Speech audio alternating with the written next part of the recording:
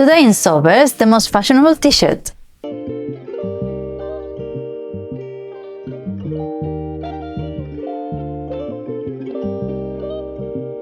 Well, stay with me until the end. We're going to make the pattern, transform it to add the pleats, and then sew the t-shirt. So it's going to be quite interesting.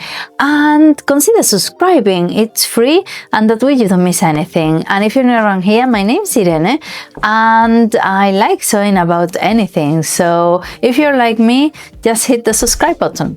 I first saw this t-shirt in the Mango website, but apart from that, I've seen it in many shops, and it's the latest fashion, all the pleats around, and it makes your basic t-shirt a bit more extra, so it's really good. And I have this piece of fabric, it's huge.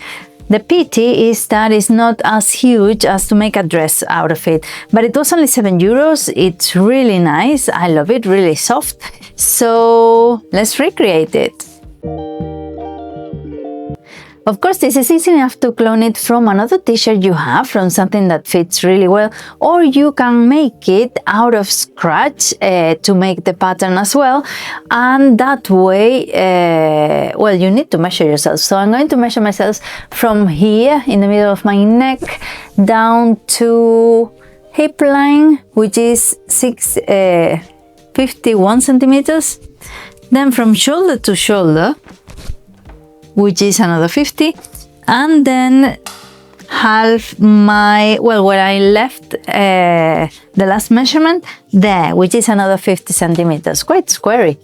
And then I'll be making a bit of waist. So from there, we're going to trace the pattern and open it so we can recreate the pleats.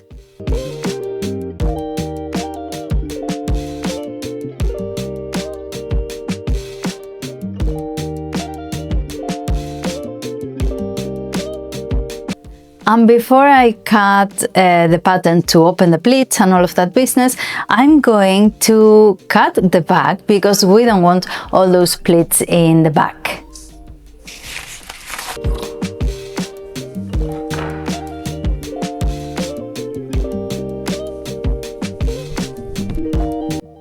So now that I have my pattern, I'm going to start by cutting some corners so I can span the fabric and the pattern and create the pleats later on.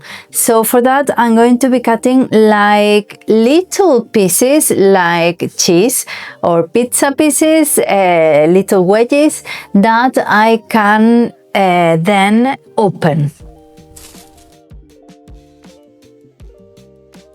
Well, this is not pattern paper, but I haven't got enough.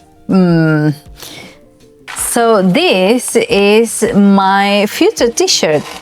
I hope in an hour it'll be done. It looks a bit scary and intimidating when you start cutting and you don't know what you're doing, but just make sure you're giving the pleats all the you're respecting all the little corners, even though it looks weird, because when you pleat it, those corners are going to come back to their place. So it's just a matter of patience. I remember doing this a few years ago with swimsuits, and they were really nice. I've used them a lot, and it took me 3 attempts for them to turn out good. So let's see how we do today. Once our pattern is cut, we're going to make the pleats and sew it right sides together, so we can then finish the armholes and hemline.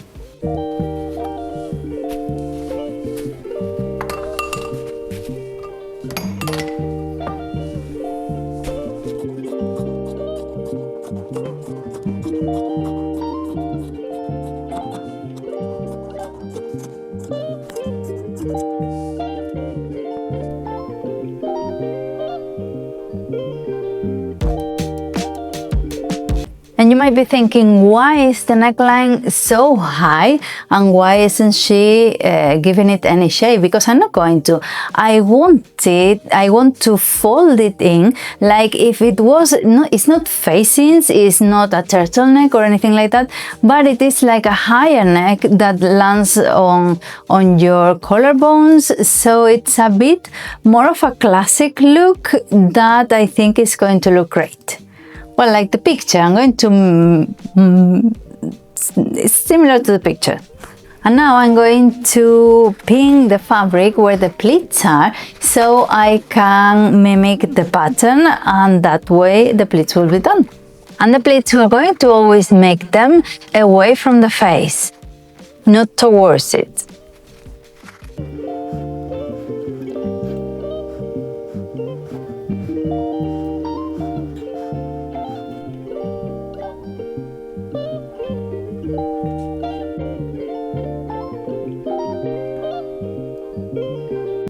Of course, I'm going to be sewing this right sides together, the shoulder seams with a straight stitch and the side seams with a zigzag stitch. When you sew jersey materials, you sew it with a zigzag stitch or with a serger, it will be much better. I haven't got one. So when you put it on and take it off, when it stretches, you don't rip the seam open. So that's why, but the shoulder seam should be fine.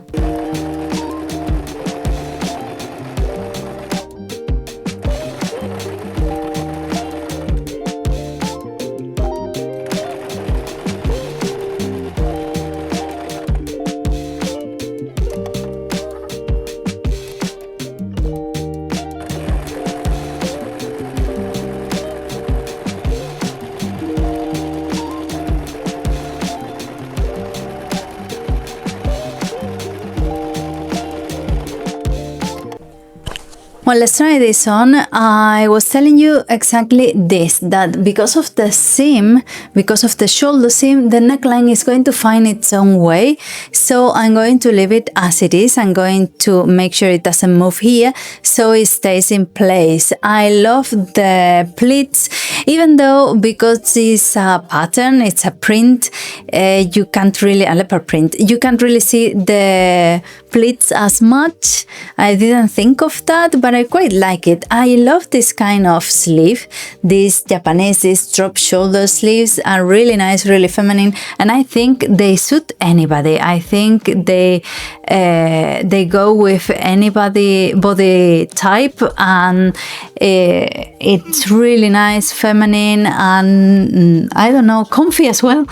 And then I like the length. I left it because it gives you the opportunity to put it inside and it doesn't feel bulky, and outside of your garment as well. And what else? I'm going to hem the sleeves and the bottom, and that will be it.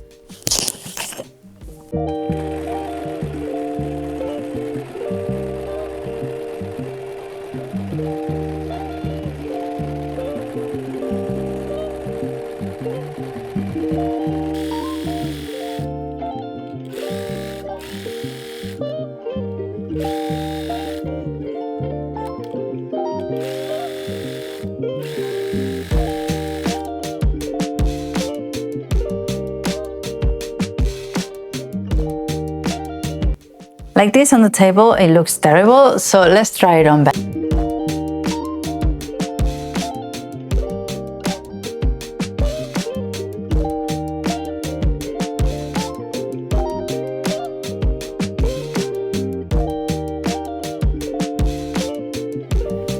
Well, I must say I love it. I'm in love with it. I love the pleats, even though with the print you can't really see them that much. They're really subtle, but they are lovely. I love this kind of sleeves. They are so comfy. They are so, they fit anyone, they suit any body type so nicely that it's ideal. And this sort of neckline, it's really elegant, I must say. So I'm really happy with it. Let me know what you think if you're going to make one. I love the height as well. It's not too low, which will be a bit old-fashioned now, and you can easily tuck it in, so with a belt it will look lovely. Let me know what you think, and don't forget to subscribe if you like this content, and that way you don't miss anything, because we sew about anything. Bye.